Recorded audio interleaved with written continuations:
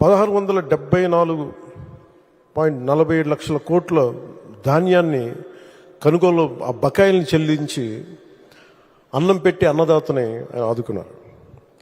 స్థానిక సంస్థలకి, పంచాయతీ సంస్థలకి అసలు డబ్బులు లేవు. అధికారులు యంత్రాంగాన్ని రివ్యూ మీటింగ్స్లో చేస్తున్నప్పుడు అడిగితే డబ్బులు రావాలి, ఏం చేయాలో తెలియట్లేదు అనే స్థాయి నుంచి ఆయనకి ఒకసారి నేను తెలియజేసుకున్నాను, ఇట్లా డబ్బులు కొంచెం ఒక రోజు సమయం ఇవ్వండి అని చెప్పి స్థానిక సంస్థలకి ఆయన 1452 కోట్లు ఇచ్చి నిర్జీవం అయిపోతున్న పంచాయతీలకి, నీరసపడిపోతున్న పంచాయతీలకి తిరిగి ప్రాణం పోశారు చంద్రబాబు గారు. 1452 కోట్ల రూపాయలు ఇచ్చి పేదల కోసం రాష్ట్ర వ్యాప్తంగా ఈ అన్నా క్యాంటీన్లు ప్రారంభించడం, నేను ఎప్పుడు అన్నా క్యాంటీన్లు తెలుసు కానీ చూసేవాడిని కానీ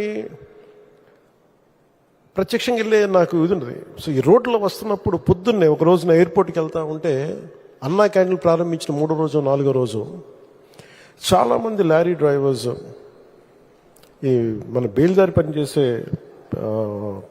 కార్మికులు, డ్రైవర్స్ అందరూ, ఆటో డ్రైవర్స్ అందరూ కూర్చోబెట్టి లైన్లో ఉన్నారు. ఏంటి ఇంతమంది లైన్లో ఉన్నారంటే ఆ పొద్దున్నే ఆ పలహారం తింటానికి నాకు అనిపించింది, గత ప్రభుత్వం ఎలా వదిలేసింది అని చెప్పి.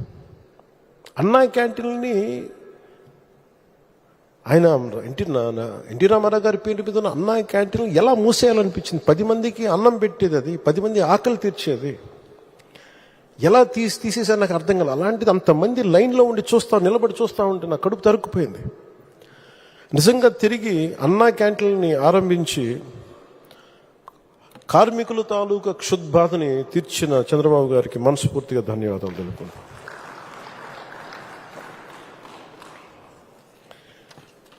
ఒకసారి నేను పార్టీ ఆఫీస్లో ఉన్నప్పుడు ఒక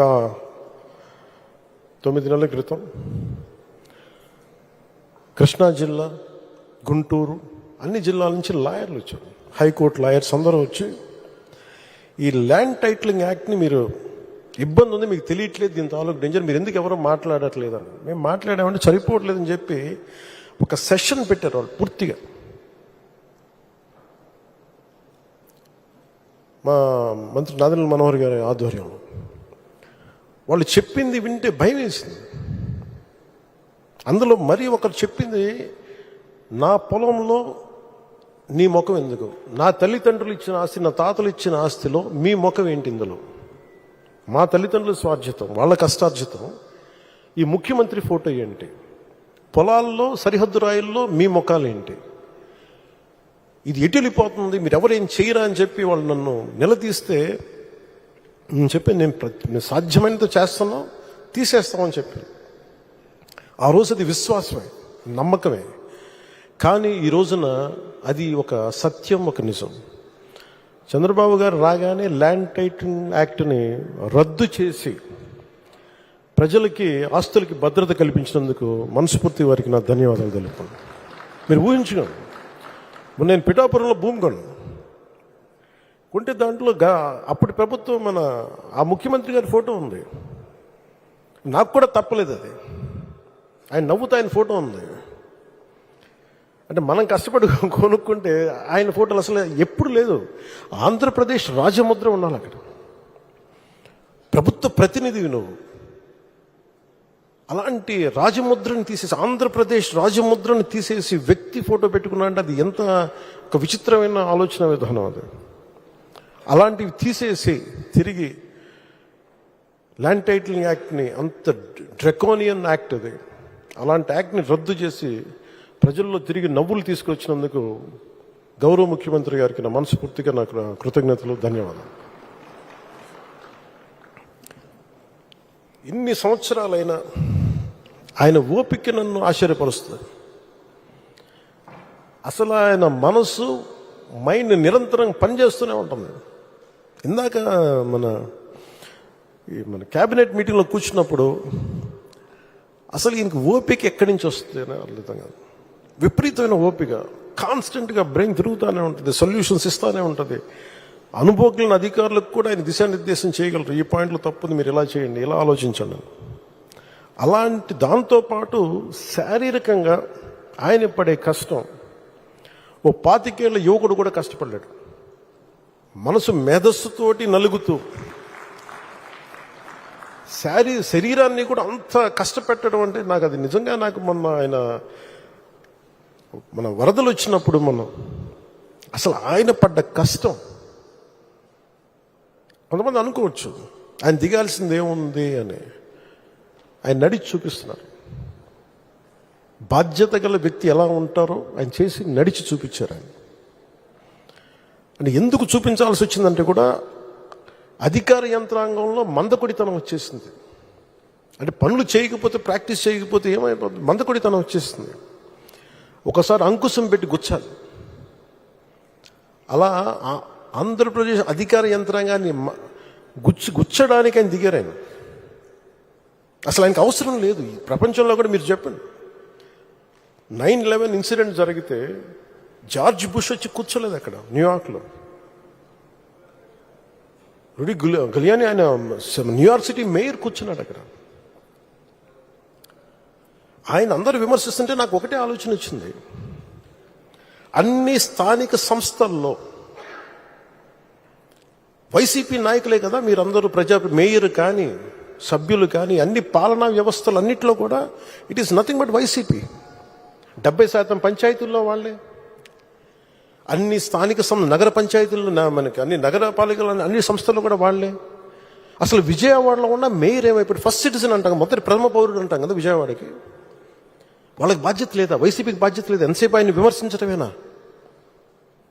నాకు అనిపించింది అసలు పంచాయతీలు కానీ స్థానిక సంస్థల్లో ఉండే వైసీపీ సభ్యులు కానీ ఏమైపోయారు? కష్టాలు వచ్చినప్పుడు అందరం కలిసి కట్టుగా ఉండాలి, కానీ తర్వాత కొట్టుకుందాం. ప్రజలు కష్టాలు ఉన్నప్పుడు అప్పుడే మాట పెట్టుకుంటాం. వాళ్ళకి అన్నం పెడతామా, ఆదుకుంటామా, లేదంటే వాళ్ళని కూర్చోబెట్టి తిడతామా పక్కన సహాయపడే వాళ్ళని. బురదలోకి దిగి, నీళ్ళల్లోకి దిగి ఆయన ఒకవైపు నడుస్తూ ఉంటే ఆయన అభినందించాల్సింది పోయి ఆయనకి పక్కన మన కూర్చోబెట్టి ఒక మాట అనుకుని ఉంటే చాలు చేసే వ్యక్తిని. ఆ రోజున ఆయన పడ్డ కష్టం నాకు నిజంగా నాకు గుండె చెమర్చింది. మీరు ఆ రోజు ఇచ్చింది, వరదలు ఇచ్చింది, గౌరవ ముఖ్యమంత్రి గారు చెప్తాం, మీరు చాలా చాలా వరదలు ఉన్న ప్రజలే కాదు సార్, మీరు ఒక అధినేత ఎలా ఉండాలి, ఒక ప్రభుత్వాన్ని నడిపే అధినేత ఎలా ఉండాలి మీరు దేశానికి చూపించారు చంద్రబాబు గారు. మనస్ఫూర్తిగా ఇన్స్పైర్డ్ అస్. మీకు మాటలు పట్టడం కొత్త కాదు, కానీ మీరు చేసే మంచి పనుల్ని, మీరు చేసే ఈ కష్టాన్ని మేము అందరం గుర్తించి మేము మీతో అండగా ఉంటాం.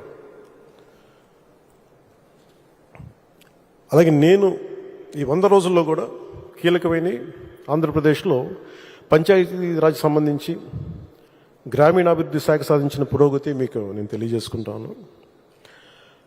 3 అంచెల స్థానిక సంస్థలకు నేరుగా 23-24 సంవత్సరానికి 15వ ఫైనాన్స్ కమిషన్ గ్రాంట్లు 2వ విడత దాని రూపు కింద 998.62 కోట్లు విడుదలయ్యాయి. అదనంగా 24-25 ఆర్థిక సంవత్సరానికి ఒక 10 రోజుల క్రితమే తుఫాను ఆ సమయంలో 1076 కోట్ల ప్రతిపాదనలు సమర్పించబడ్డాయి. ఇందాక వస్తుంటేనే మెసేజ్ వచ్చింది, అది కూడా ఆమోదం పొందింది, ఈరోజు శాంక్షన్ కూడా అయింది. ఎందుకంటే మన గౌరవ సభ్యులందరూ మాట్లాడుతూ మనకి పంచాయతీలకు ఉంది అంటే, మీకు పంచాయతీ రాజ్ శాఖ తరఫున మీకు మాటిస్తున్నాం. నిధులు మెల్లిమెల్లిగా రావడం స్టార్ట్ అయినాయి. చంద్రబాబు గారు 10 సార్లు ఢిల్లీ వెళ్ళి మాట్లాడి ఆయన నాయకత్వ ప్రతిభతోటి, నరేంద్ర మోదీ గారి ఆశీస్సులతోటి ఆంధ్రప్రదేశ్ మెల్లిమెల్లిగా కోలుకోవడానికి ఆసరా ఉంది.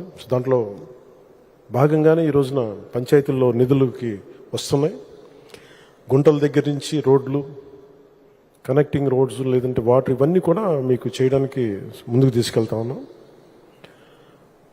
అలాగే మేజర్గా మనం చేసింది పంచాయతీలు, మీరు గుర్తుపెట్టుకోవాల్సిన 70% పంచాయతీలు వైసీపీపై గెలిచిన పంచాయతీలు. అందులో ఎన్నికలు జరగలేదనుకున్నది వేరే విషయం, కానీ ఆ పంచాయతీలకు కూడా ఎన్డీఏ చంద్రబాబు గారి నాయకత్వంలో ఎన్డీఏ కూటమి ప్రభుత్వం తన మనాని భేదం చూడదు, మన పార్టీ తన పార్టీ అని చూడదు, అందరికీ సమానంగా మేము చూస్తామని, డబ్బులు కల్పిస్తామని అంటానికి చిన్న నిదర్శనమే స్వాతంత్ర దినోత్సవం మరియు గణతంత్ర దినోత్సవ వేడుకల కోసం గ్రామ పంచాయతీల వ్యయ పరిమితిని 5,000 జనాభా వరకు ఉన్న గ్రామ పంచాయతీలకు 10,000 రూపాయలు, 10,000 రూపాయల కంటే ఎక్కువ జనాభా ఉన్న వారికి 25,000 రూపాయలు పెంచడం అయింది. అలాగే రాష్ట్ర వ్యాప్తంగా ఉన్న మొత్తం 13,326 గ్రామ పంచాయతీల్లో 23 ఆగస్టు 24న గ్రామ సభలు నిర్వహించి తిరిగి పంచాయతీలకి పునర్జీవనం కల్పించడం అయింది. ఈ గ్రామ సభలో సుమారు 1 కోటి మంది పైగా గ్రామస్తులు పాల్గొని ఒకటే రోజు 13,326 గ్రామ సభలు నిర్వహించడం ఆంధ్రప్రదేశ్ పంచాయతీరాజ్ మరి గ్రామీణాభివృద్ధి శాఖ అది ఒక బలమైన ప్రపంచ రికార్డుని సాధించింది. అంటే ఇది ఏంటంటే రికార్డ్స్ కాదు, కానీ ఇది ఏంటంటే ఒక కష్టసాధ్యమైనది. అన్నిసార్లు 13,326 పంచాయతీలకు నిధులు ఇవ్వని ప్రభుత్వం గత కాలంలో మన నిధులు ఇవ్వడం కాదు, ఒకేసారి అందరినీ ఏకతాటిపైన తీసుకొచ్చి అధికార యంత్రాంగం మొత్తం కదిలింది. చంద్రబాబు గారి నాయకత్వం వాళ్ళందరూ కదిలి ఈ రోజున ఇది సాధించగలిగాం. ఇలాంటి మన గవర్నమెంట్ ఆఫ్ ఇండియా ఈ పంచాయతీరాజ్ శాఖ కూడా ఆంధ్రప్రదేశ్ తాలూకు న్యూస్ని కట్ చేసి అక్టోబర్ 2న గాంధీ గారి జన్మదినం సందర్భంగా అన్ని దేశంలో మొత్తం గ్రామ సభలు మీరు చేయాలని మన ఆంధ్రప్రదేశ్ తాలూకు ఈ 13,326 గ్రామ పంచాయతీలను మనం ఒకటే రోజున ఎలా చేసాం, దీన్ని మీరు తీసుకోండి అన్నట్టుగా వాళ్ళు ఆర్టికల్ మరి పోస్ట్ చేసి మరీ పెట్టారు. ఈ 100 రోజుల్లో మనం సాధించింది చంద్రబాబు గారి నాయకత్వంలో అదొకటి.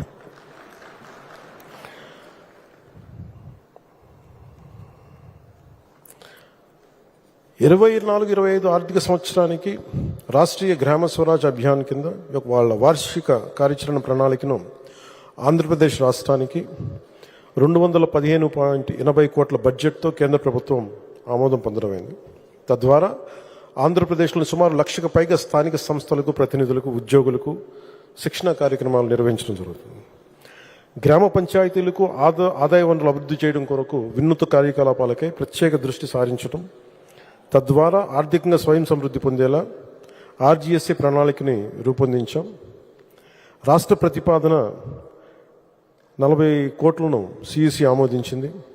500 కంప్యూటర్లు, ఉపకరణాలు కొనుగోలు చేయటం, రాష్ట్ర స్థాయిలో ఒక స్టూడియోని ఏర్పాటు చేయటం, మరి జిల్లా లెర్నింగ్ ఫెసిలిటీని కూడా ఏర్పాటు చేయటం వంటి రాష్ట్ర ప్రతిపాదనలను మన నరేంద్ర మోదీ గారి నాయకత్వంలో కేంద్ర ప్రభుత్వం ఆమోదించింది.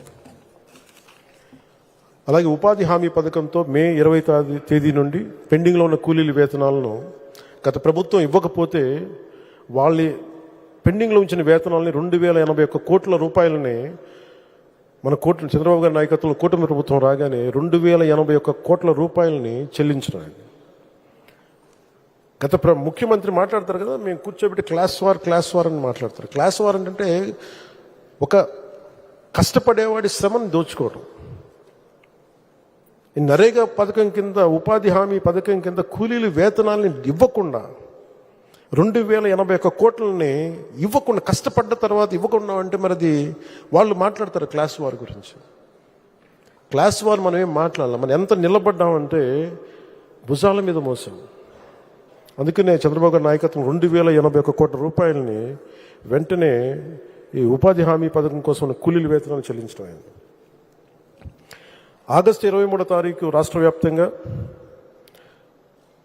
మునిపెన్నడు లేని విధంగా ఒకే రోజున గ్రామీణ సభ నిర్వహించని తెలుసు. అలాగే ఉపాధి హామీ పథకం ఈ ఆర్థిక సంవత్సరం సరిపడా 4,500 కోట్ల రూపాయల పనులకు గ్రామ సభలో ఆమోదం తీసుకోవడం అయింది. 46,745 ఎకరాల్లో ఉద్యానవన పంటల కొరకు మొక్కలు నాటడం జరిగింది.